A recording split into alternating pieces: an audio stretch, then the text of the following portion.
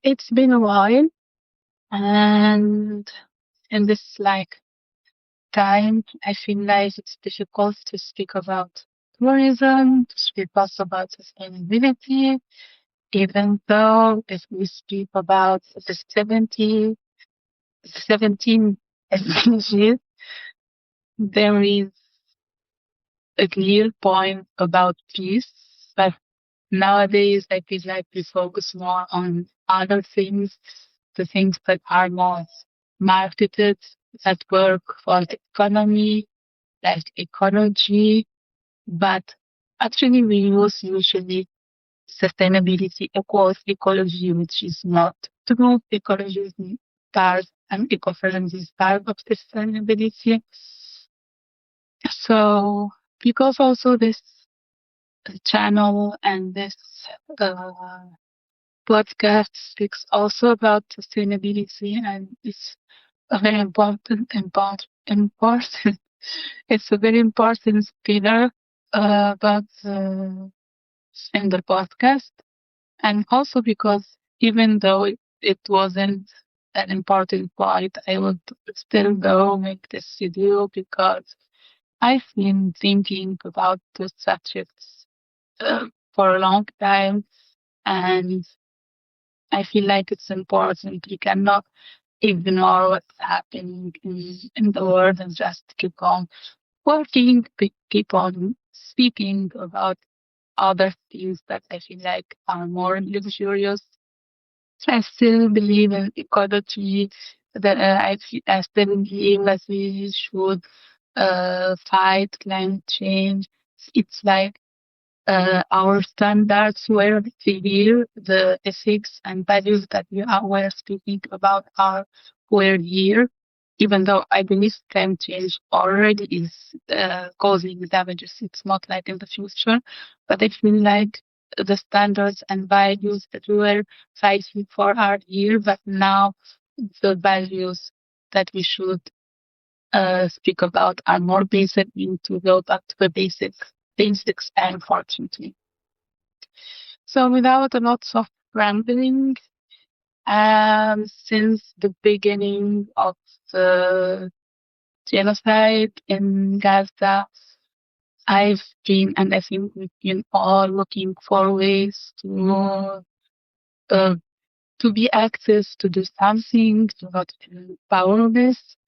And at the first, I thought that the most influential and impactful thing that I would be able to do is to go to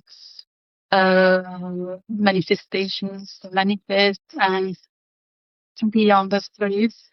And I didn't do that as much as I would like to, but we've seen lots of schools and we've seen lots of people on the streets, especially in the universities, etc. But unfortunately, sadly, it didn't make lots of change. It made a change. I don't want to be like to ignore the change that it made, but it's not up to our expectations or our hope. So continuing, and this was the start of like enlarging those events geographically. I kept looking into ways to survive this as a human being, and today I would like about to speak about an aspect or an activity that I've been doing since uh, some months now, and I feel like it was very important for me.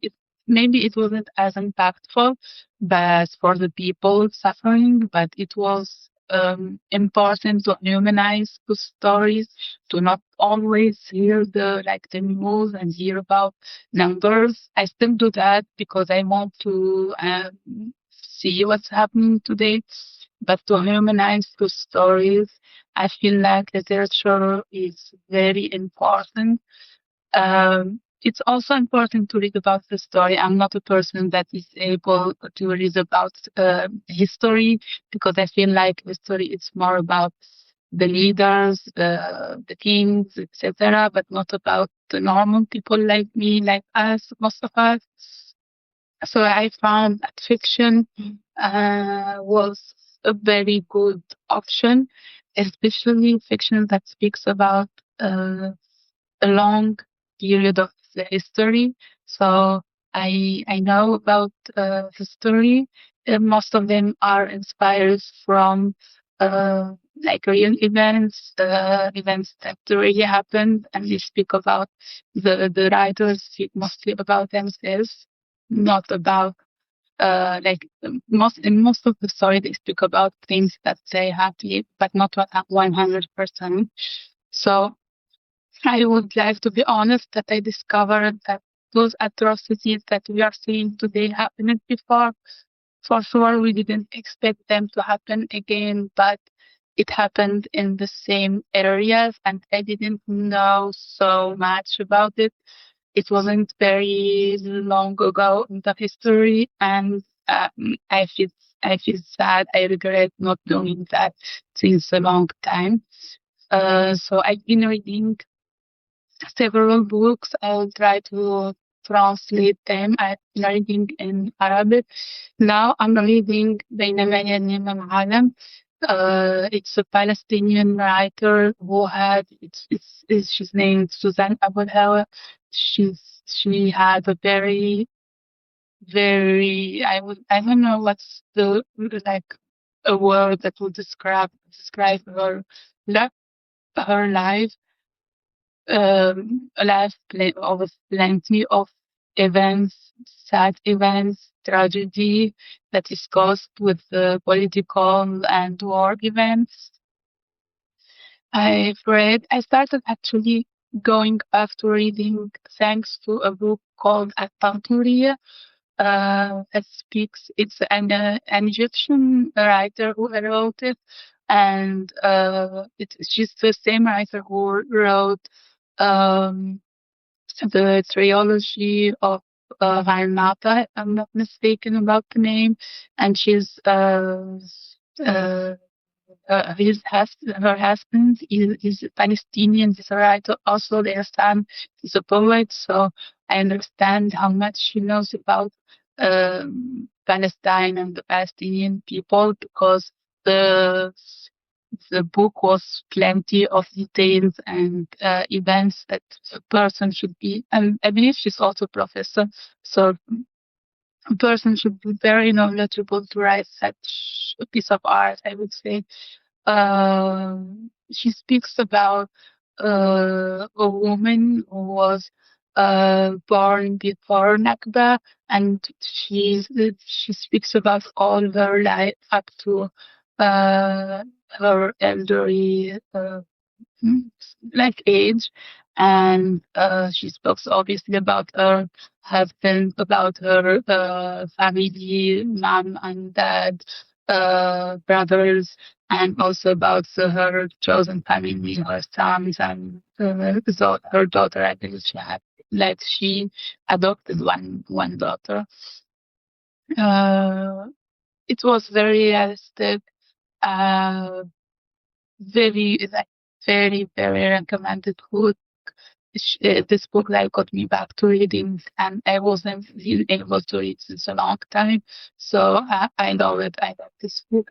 The second book that I read was I believe Misal, and it doesn't speak about war. It speaks about a minority in Lebanon, and it was very interesting with all its days, the story that is inspired by the writer life. She's also a poet, and she was very realistic. She was speaking about the good and the bad in her community, and it was like at some points in the book I was expecting some stereotypical events in that we see in all the books, in all the films, but she succeeded to not get into those drafts, and it was um like we saw the woman how she went from very conservative family and she was able to preserve the relationship with her family and also succeed in her at the end after lots of uh, uh, challenges to succeed in her professional and personal life. So a really very good book. Uh, did you read another book? Oh yeah, I also read the book uh, Al-Shams Fatiha that speaks about Afghanistan and the people of Afghanistan, and it starts already from where the problem started and how the whole story started in the history. And it doesn't get up to today. It does get into after the liberation, the first liberation of Afghan people from the extremist groups. And sadly, very sadly, we know today that those groups have power in Afghanistan and they are not allowing people to live to their lives properly and with peace and dignity. And the writer, he's from Afghanistan, now living out of Afghanistan. He's a doctor and he's been back to Afghanistan to treat many people. So it was very realistic, realistic. It was very realistic and plenty of events. Also, it speaks about two women and I never read or I never knew lots about Afghanistan, unfortunately. So it was very, very, very good introduction to the people, to what they has been through, have been through. Uh, very also recommended book. I would repeat the same thing. I also wanted to speak about how I actually started following the events. I've been, I think, like many of us from this generation or younger generation, that we follow news on social media. And I've been thinking that following news on those social media, it would be beneficial because I follow people from those countries. I knew from them, so I'm not following the traditional media and all their propaganda. But it was not healthy for me. At the end, you follow very like one or two people, maybe even if you follow several ones, you don't follow all the stories. Seeing all the videos, we know now that we at the end we normalize, like we unfortunately we've got used to those images. And also with the social media, we know that we scroll and then we see a sad video, tragic video, and then we see a happy video. So it's really, really not healthy psychologically and mentally. So I just disinstalled. I left Instagram since a long, like since several months, and I don't regret it at all. Uh, I don't regret it. I don't follow news anymore on social media. I read some articles and I try to look for independent websites from time to time. I try to not do it every day. And I exchange with the people who also follows the news. And then I'm reading those books. Also, I want to add something. Even though I read Tanturia and بينما ينام العالم that speak more or less about the same historical period, and it speaks also about two women from the young age to elderly age. I didn't finish بينما ينام العالم, so she's still young at the point where I'm reading, but they are very different stories. And this is very critical and important point, but because people live through those events very differently. Uh, uh, in this book بينما ينام العالم she she lived most of her life in like most of her childhood actually in a refugee camp, but also it's a different story because she also speaks about love in the refugee camps, the love of her dad and her family, but also the love of then her husband. So that's why I see it humanizes human beings because even though very, very, very tragic things happened for her in her life, she lost her dad, her mom. She got what's the word in English? Uh, she was attacked by Israeli soldiers in her childhood. She saw how Israeli soldiers treated her family, her brother, in very unhumanistic, no dignity. It's horrible. But then this is like I don't deny obviously what are the impacts of those events on her psychology, on her life, etc.